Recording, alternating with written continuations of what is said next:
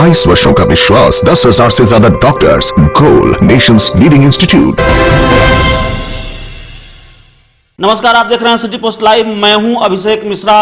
अपराधी अक्सर पुलिस के लिए चुनौती होते हैं, लेकिन अगर चुनाव की बात करें तो चुनाव भी पुलिस के लिए कम चुनौतीपूर्ण नहीं होता। चुनाव को शांतिपूर्ण माहौल में संपन्न कराने की जिम्मेवारी पुलिस पर होती है, प्रशासन पर होती है, और बड़ी चुनौती होती है। खासकर अगर चुनाव बिहार जैसे राज्य में हो रहा हो तो ये चुनौती बढ़ जाती है। बिहार में 3 चरण के चुनाव संपन्न हो चुके हैं और तीनों चरणों में किसी भी तरह की कोई बड़ी घटना की खबर नहीं आई है। आपको बता दें कि तीनों चरणों का चुनाव शांतिपूर्ण तरीके से ही संपन्न हुआ है, क्योंकि कोई बड़ी घटना की खबर अब तक नहीं आई है। और बिहार के डीजीपी गुप्तेश्वर पांडे ने भी अपराधियों को सख्त लहजे में चेताया है। उन्होंने बयान जारी कर कहा है कि चुनाव के दौरान बाधा पहुंचाने वाले असामाजिक तत्वों को बख्शा नहीं जाएगा, कड़ी कार्रवाई होगी, और किसी भी तरह से हुड़दंग करने वाले या चुनाव में किसी भी तरह से बाधा पहुंचाने वाले जो अपराधी होंगे, असामाजिक तत्व होंगे, उनका जीवन नरक बन जाएगा अगर वो इस तरह के कार्य में लिप्त होते हैं। क्योंकि पुलिस किसी भी तरह के अपराध में, ऐसे किसी भी अपराध में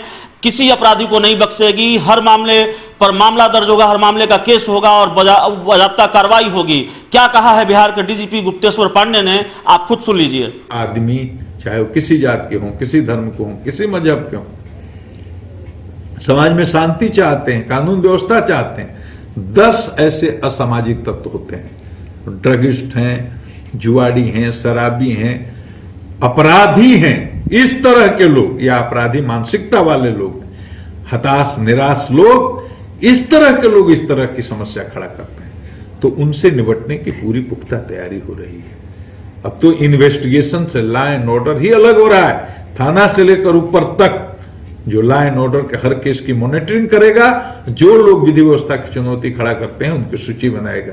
पूरे राज्य में ऐसे उपद्रवी तत्वों की सूची बन रही है। एक बार इस सूची में नाम आ गया तो आपका जीवन खराब हो गया। मैं चाहता ही नहीं कि बिहार के किसी नौजवान का नाम गुंडा सूची में चढ़े, तो इसमें आपको भी सहयोग करना पड़ेगा। इस सबके लिए कर रहा हूं। चुनाव भी एक बहुत ऐतिहासिक ढंग से बिहार में हो रहा है।